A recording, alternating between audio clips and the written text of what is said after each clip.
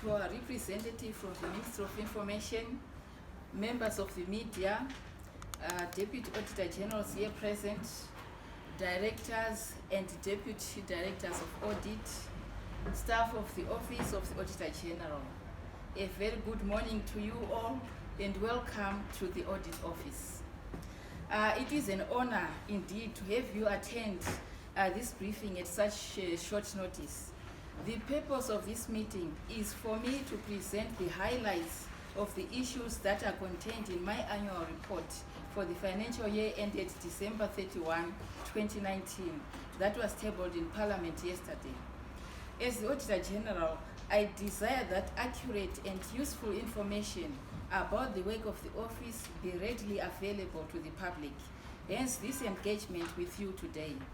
I appreciate the working relationship and publicity of my work that you do every time in an effort to inform the public about accountability issues. Before I go into the main issues of today, for the benefit of members of the press who might not be familiar with this office, I will give a brief background about my mandate. The Office of the Auditor General is established by Section 309 of the Constitution of Zimbabwe, Amendment Act number 20 of 2013, which states that there must be an Auditor General whose office is a public office but does not form part of the civil service. The function of the Auditor General is provided for under Section 309, subsection 2 of the Zimbabwe Constitution, read together with the Audit Office Act, Chapter 22/18, reads as follows: to audit the accounts, financial systems, and financial management of all departments, institutions, and agencies of government, all provincial and metropolitan councils, and all local authorities. Basically, my mandate is to audit all central government entities, state enterprises, and parastatals, and local authorities. These entities prepare and transmit for my audit their financial statements. After carrying out the audits, I am required in terms of Section 10 of the Audit Office Act to prepare and submit to the Minister of Finance not later than the 30th of June of each year a report on the outcome of my examination and audit of the public sector accounts. The Minister in turn is required in terms of Section 12 of the Audit Office Act to lay before the House of Assembly the report so transmitted to him. This process is what has culminated into this briefing we are having today. Ladies and gentlemen, in line with the goal of improving accountability and transparency, my office serves as an independent source of information concerning best practices, which I give through my recommendations for effective and efficient use of public resources. I now present my findings, which are contained in 3 volumes representing the 3 public sectors of central government, state enterprises and parastatals, and local authorities. Show my audit findings, the risk or what could go wrong if the issue is not addressed, my recommendations, and management response to the issues. In some cases, after receiving management response, I make further comments to the response under the heading Evaluation of Management Response. You'll see that in my reports. This is meant to give a balanced view of the issues reported and at the same time enhance the understanding by the readers. The audit opinions expressed on the financial statements are shown under annexures to the reports. Now I'll start off with the report on appropriation accounts, which is the report on central government audits. My report on appropriation accounts, finance and revenue statements, and fund accounts is based on audits at head offices of ministries, their departments and outstations. In 2018, I visited 549 stations, which forms 14% of the total, as compared to 317 stations in 2017, which is 10% of the total. The limited number of stations visited was mainly due to the inadequacy of financial and manpower resources. The issues raised in the report call for urgent attention and action for redress by those charged with the establishment of policies and continuous monitoring of proper implementation in these institutions in order to improve transparency and accountability in the public sector as required by Section 298 of the Constitution of Zimbabwe, Amendment number 20 of 2013. The issues raised are as follows. Governance issues. I found that maintenance of accounting records remained a challenge in some ministries for both appropriation and fund accounts. Proper accounting and assets records, such as cash books and ledgers to record revenue and expenditure and fuel and motor vehicle registers, were in some cases not maintained. As a result, I could not confirm the completeness and accuracy of some financial statements which were compiled from bank statements, payment vouchers, and cash books instead of general ledgers. Revenues and expenses of some financial statements were either over or understated by $16,745,223 and $21,153,747 respectively. This you'll find in Annexure Q of my report. Furthermore, a total amount of 21 million could not be verified. You will also see this in Annexure R. Expenditure in excess of what was appropriated by Parliament was incurred by government. The national budget, as per the appropriation account of 2018, funded from the Consolidated Revenue Fund, was 4.6 billion, while expenditure reported by ministries was 7 billion, resulting in excess expenditure of 2.5 billion. The excess expenditure was still to be regularized in terms of Section 307 of the Constitution.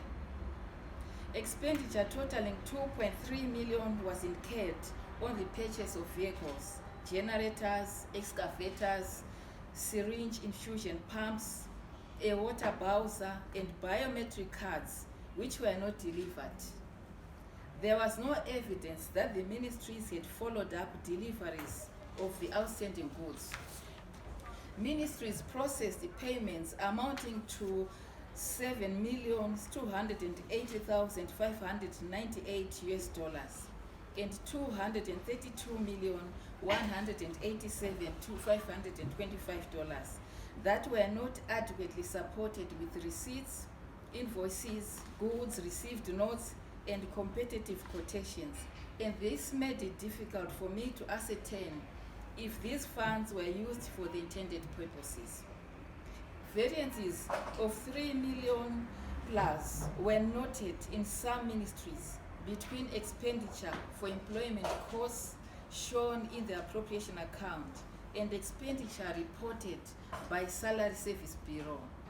There is need for ministries to reconcile employment costs reported in the Public Finance Management System against that paid by SSB to ensure that salaries are paid to bona fide employees.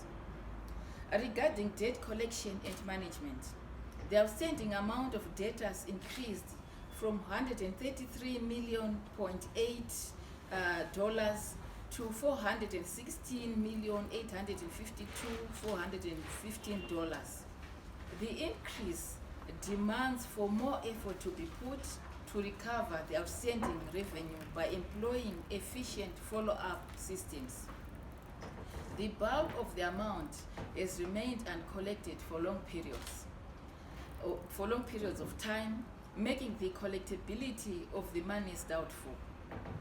Then on to service delivery issues. The implementation of government programs was in revenue base. An analysis of audited financial statements revealed that 1% of the total expenditure incurred of $9,616,499,648 was spent on implementing government programs, thus adversely affecting the achievement of mandates of most ministries and government departments. This we'll also see in an annexure. In the health sector, the Ministry of Health had 282 ambulances, and of these, only 134, which is 48%, were functional. The lack of financial resources also affected the availability of medical equipment, infrastructure, reagents, and medical personnel. Some health institutions failed to maintain vital, essential, and necessary medicine status reports, and this affected the stock control of critical drugs required by health institutions in their delivery of service. There was a trend that ministries were either diverting funds to unintended purposes or failing to disperse the same towards intended purposes. Examples are as follows. In the education sector, the Ministry of Primary and Secondary Education received funds amounting to $6,090,000 to procure books for the curriculum development and technical services, but the money was used for other purposes. I was not able to ascertain how the curriculum was implemented without the required materials. The ministries might fail to achieve Sustainable Development Goal number 4, which seeks to ensure inclusive and equitable quality education and promote lifelong learning opportunities for all. Similarly, on the welfare of citizens, the Ministry of Labor and Social Welfare did not disperse the harmonized social cash transfer, which is a transfer of cash entitlements to vulnerable households in order to reduce household poverty, protect and enhance the livelihood of all vulnerable children so that they refrain from risky coping strategies such as child labor and early marriages. The $9,759,722 earmarked for the harmonized social cash transfer program was recalled by the Treasury on December 31, 2018, after realizing that no disbursements were made, thus depriving the beneficiaries of a better standard of living. A Treasury released a grant amounting to $100,000 for the development and promotion of the welfare and protection of older persons, and only $38,586, that is 39%, was distributed to older people's homes. The remainder was used to cater for administration expenses, such as institutional provisions, hospitality, as well as traveling and subsistence allowances. Then equally worrying is invasion of open spaces meant for public schools or other social amenities in some local authorities, especially in Harare. These were converted to residential stands without public scrutiny in violation of Section 49, subsection 4 of the Regional Town and County Planning Act. Preventive and corrective measures should be taken to address these anomalies. Then on the public sector investment program, capital projects which include construction of infrastructure are essential in driving the economy through job creation and industrial development. A total of 232 projects countrywide had significant sunk costs.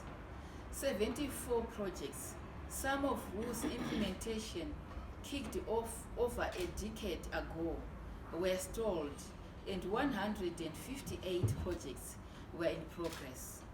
project implementation was mainly affected by cash flow challenges. The estimated cost to complete these projects was $27,200,000 US. Then on safety issues, the lack of emergency fire prevention, detection, and control systems at government buildings exposed employees to fire hazards. Then going on to the agricultural sector. The agricultural sector experienced the depletion of the national herd due to the shortage of dipping chemicals, resulting in deaths of over 50,000 cattle countrywide. In addition, there was a shortage of foot and mouth disease vaccines, which resulted in the outbreak of the disease in 8 districts. This makes the eradication of the diseases a mammoth task and affects government's efforts to increase the national herd. On milk production, the dairy service units in Masvingo and Mutare provinces were not carrying out inspections of milk parlors and testing the quality of milk as required by the Dairy Act, Chapter 1808, owing to a shortage of vehicles and equipment, thus compromising the safety and health of the public who may consume untested dairy products. Then on the implementation of my recommendations overall, I would want to acknowledge Ministry of Finance and other ministries which have taken steps to implement my prior year's recommendations. Out of 435 recommendations I made, 108 were fully implemented, 85 were partly implemented, and 242 were still to be implemented. Then I'm now moving on to the report on state enterprises and parastatals. This report covers entities falling under the category of state-owned companies and parastatals. Over the past 5 years, I have witnessed a marked improvement in the number of state enterprises and parastatals complying with the provisions of the Public Finance Management Act, Chapter 22/19, on the submission of financial statements. There are governance issues as well under this sector, state enterprise and parastatals. Governance issues have continued to dominate my report, constituting 80% of my total findings, although there was a marginal decrease of 16% from 2017. Most governance issues centered on absence of good stewardship over public resources. It is therefore imperative that state enterprises and parastatals embrace provisions of the new Public Entities Corporate Governance Act, Chapter 10:31, and incorporate these into their existing structures and processes. I anticipate a reduction of these issues in the future as the public entities fully comply with the provisions of the Public Entities Corporate Governance Act, Chapter 10/31, which was promulgated in 2017. Some of the issues are, as at May 31, 2019, 103 out of 179 state enterprises and parastatals had submitted their financial statements for audit. This is a 10% increase as compared to 2017 report, which had 94 entities that had submitted. This is a commendable step towards increased accountability and transparency. However, I am concerned about entities that continue to be in arrears. Notable cases include National Handcraft Center and National Documentation Center, which have not been submitting their financial statements for audit for the last decade. there has been a marginal improvement in the area of corporate governance. A lack of due diligence when procuring goods and services resulted in cases where payments were made without subsequent delivery. For example, Zimbabwe Electrification Transmission and Distribution Company, ZETDC, has not taken delivery of transformers 9 years after making a payment of $4.9 million to Pito Investments. The same contractor was also paid $561,935 in advance by the Zimbabwe Power Company in 2016 and has not delivered. In addition, Zimbabwe Power Corporation also paid 196,064 South African rands in 2016 to York International for gas that has not been received. The Grain Marketing Board also made an advance payment for maize worth $1,014,163 in 2016, and to date this maize has not yet been delivered. Despite acquiring a printing press in 2016, ZIMSEC was still outsourcing printing services for examination papers, and in 2017 the council incurred a total of $2,170,113 for the printing of June and November examination papers. Allied Timbers operated 8 bank accounts that were not registered in its name. Then other observations: public entities were not settling their statutory obligations, resulting in most of them owing huge amounts of money. Of particular concern was Printflow Private Limited and Zimbabwe Institute of Public Administration and Management, which owed $2,422,252 and $997,530 respectively as of December 31, 2018. National Handling Services was not remitting pension contributions and had an outstanding liability of $2,138,144. In addition, Civil Aviation Authority of Zimbabwe was owed a total of $44 million by related parties. Then on revenue management and control, the number of issues on revenue collection, management, and debt recovery reported increased from 15 in 2016 to 18 in 2018. The Pig Industry Board lost funds amounting to $78,802 for the second consecutive year due to laxy controls over cash. Then overall implementation of recommendations. I would want to acknowledge the role played by the Minister of Finance in following up on issues I will have raised in my reports. This is evidenced by the high implementation rate of 93% of the issues raised in 2017. Then I'm moving on to the report on local authorities.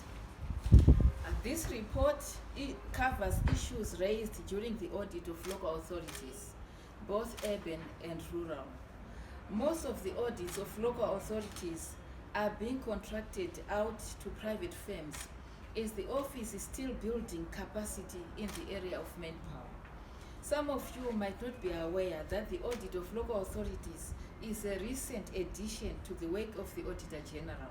My office was mandated to audit local authorities in 2013 And in 2018, the office increased its capacity through the recruitment of additional staff to audit this. This gives room for significant improvement in bringing local authorities' audits up to date. The audit findings for local authorities warrant the attention of management and those charged with governance. There is need for improvement in accountability and transparency in local authorities. The key findings of the audit of local authorities revealed were as follows. Governance issues. Governance issues have continued to dominate my findings over the years again. Although there was an improvement from 2015 to 2016, there was a reduction from 68% to 49%. Now there has been a notable surge from 49% to 67% in the governance issues in 2017 and 2018 respectively. 59 governance issues were noted during the audit, which related to the following. There was absence of policies and procedures manual, as well as non-compliance with statutory regulations.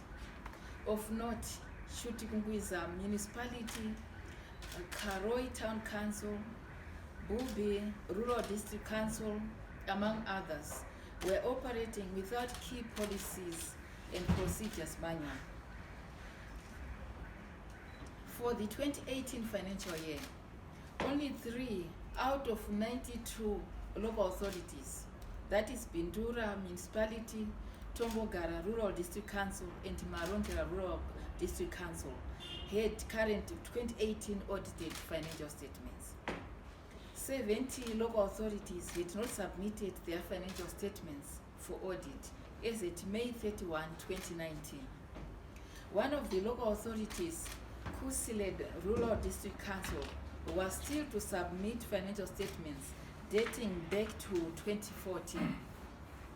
The non-payment of statutory and other obligations continues to be an issue of concern. Notable cases were Kariba Municipality, a $5,309,208, Redcliffe Municipality, $2,916,365, and Karoi Town Council, $1,936,329. Then Gweru City Council, it could not reconcile rates and water accounts amounts of $12 million plus and $7 million plus dollars to bank statement balances of $300,942 and $70,582 respectively. These employees have accumulated excess leave days, which effectively imply that some of them have not been on leave for at least 17 years and others 24 years. Gweru was also unable to provide layout plans for the stands sold during the year. Then on Harare City Council, there was a lack of overall accountability by Harare City Council as Sunshine Holdings financial statements had not been consolidated together with the city's financial statements. The decision to hire equipment at a cost of $222,950 when they needed to repair their own equipment at a cost of $159,959 was economically unsustainable. The council also borrowed an aggregate of $32,500,000 US to fund salaries and terminal benefits of employees without ministerial approval. Only 6 out of 32 required ambulances were available. There were no documented procedures in place to handle some operational and veterinary issues. For instance, the case where the council recorded cattle deaths averaging 36 per month, 433 for the year under review. Then on service delivery, the number of reported service delivery issues have risen over the years, which is a sign of weakening service provision by various local authorities. I have planned and directed my resources towards the audit of service delivery issues. Revenue collection, procurement, and employment costs also make up part of the matters I have reported on. Then on Mutare City Council, they were financing both recurrent and capital expenditure using an overdraft facility of at least $4 million. Then 67% of the council's treated water was not billed, as it was lost mainly through leakages, non-metered connections, and accounts not created in the system. The local authority had 15,872 non-functional water meters. Then on Chitungwiza municipality, the average daily supply of treated water for the municipality was 24,985 cubic meters against a demand of 62,000 cubic meters. Then Fura Rural District Council, this one is so under-resourced to the extent that in some instances it hired ox-drawn cars to collect refuse.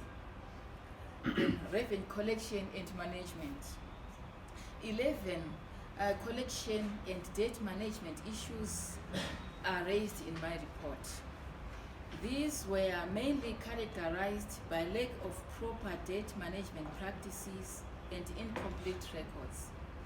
Wanke and Mwenezi Rural District Councils wrote off receivables amounting to 5,917,622 and 1.6 million respectively without approval. Similarly, Chegutu municipality could not reconcile a variance of 294,417,000. A variance of $294,417 for Eastern sales, whilst Bubi Rural District Council had unsupported debtors amounting to $137,666. Then I also carry out value for money audit reports. And these are tabled separately and they are not part of this briefing.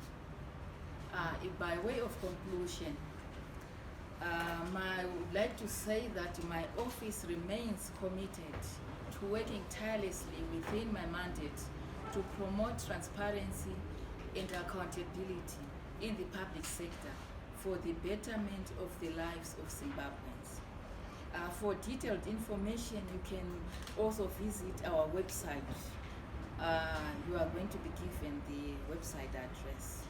I thank you for your attention. We make recommendations. We always make sure that we give these recommendations to the respective ministries for implementation. And in addition, these recommendations are also taken up by the Public Accounts Committee. I'm sure you are aware that the Ministry of Finances also set up a unit which follows up on the Auditor General's recommendations. This is why I was actually commending them for following up. They've been doing this over this past year, following up on the other ministries on how they are implementing some of the recommendations that I've raised. And of course, some of the recommendations, although they've not been fully implemented, but some the implementation process is in progress. So we are hoping that with time, I'm sure implementation could move from 50% towards 100% with the passage of time.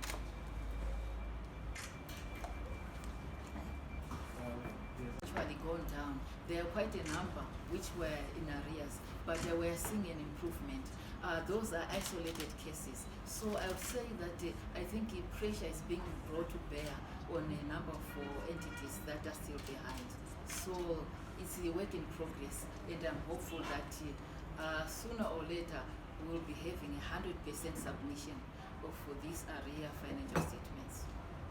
Very difficult to tell what the reasons are, because in some cases they could be having all the tools of trade at their disposal.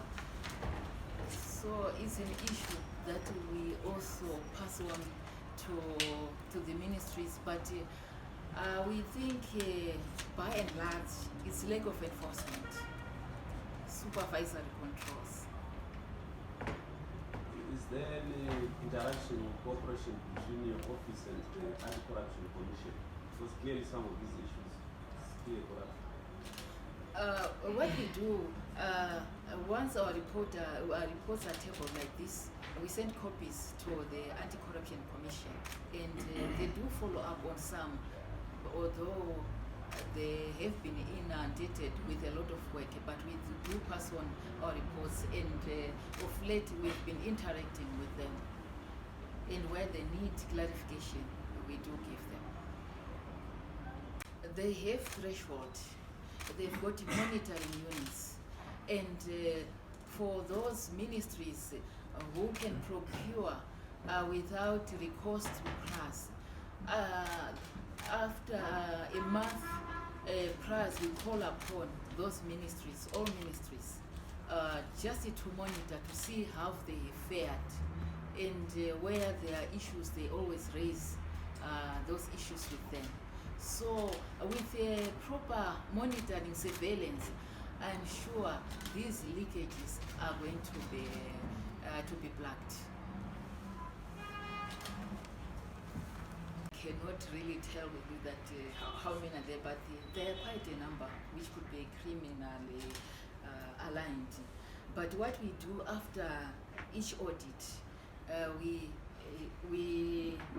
do what we call an exit meeting with the clients or auditees, including, if it's a ministry, we'll be having the permanent secretary on board, and we go through each and every finding that we have, so that they can take action.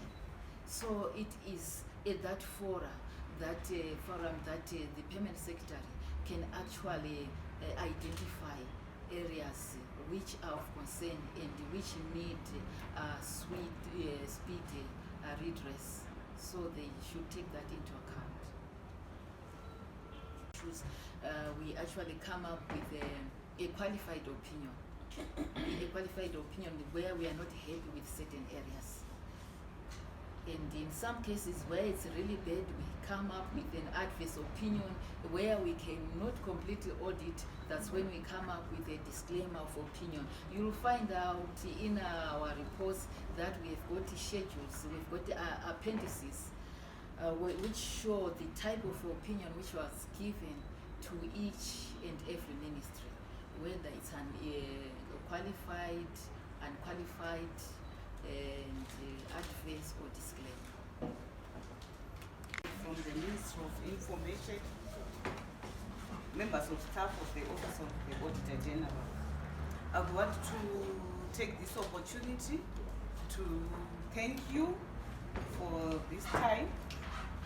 First and foremost, I would want to thank the Auditor General and also congratulate you for producing the 2018 financial year annual report on time. In terms of the Constitution, she's supposed to produce the report within 6 months after the end of the financial year. So the financial year that was being looked into is December 31, 2018, and she has managed to produce the report, and it was tabled in Parliament yesterday, 27, 3 days before the end of June, the statutory deadline. We want to congratulate you, madam. I think we need to give you a round of applause. Okay. I would also want to thank the Auditor General for for having this press conference to share with us the issues that were raised in the report. You can imagine, I think she has tried her best to summarize the issues that are contained in these 3 voluminous reports. We have got an overall overview of what is contained in her reports. We would also want to thank you for allowing the media to interact with the office and have this press brief. I would also want to thank the Ministry of Information that has always been there to support us as an office. The Ministry of Information that has always been there to support the media. Thank you very much for coming to support the office.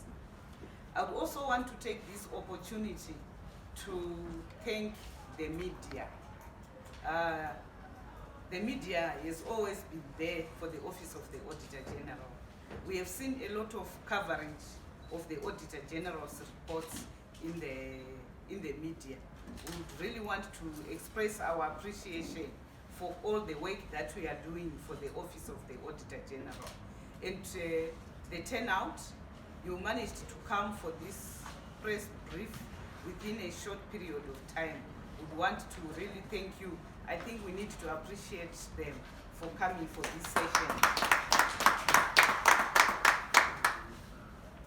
I would also want to thank you for the questions that we have put across. You know, when questions are put forward, it also gives us an opportunity to think through, to say these issues that are being raised, as we go on to do our future audits, we also take upon those questions. So we value the questions that you put across so much because they help us enhance our audits in the future. And thank you very much for the questions that you put forward. I would also want to take this opportunity to thank the members of staff who are here present.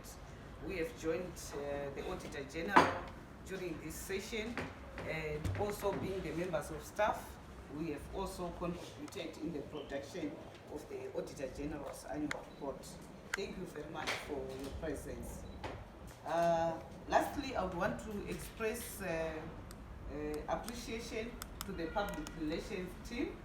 We have managed to organize this function within a short period of time. I want to say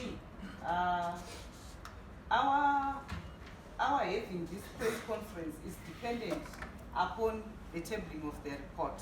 So the tabling of the report was only done late yesterday. So all the organizing had to be done within that short period for us to have this session today. Ladies and gentlemen, I would want to appreciate the time that we have had together. But before you go, I would invite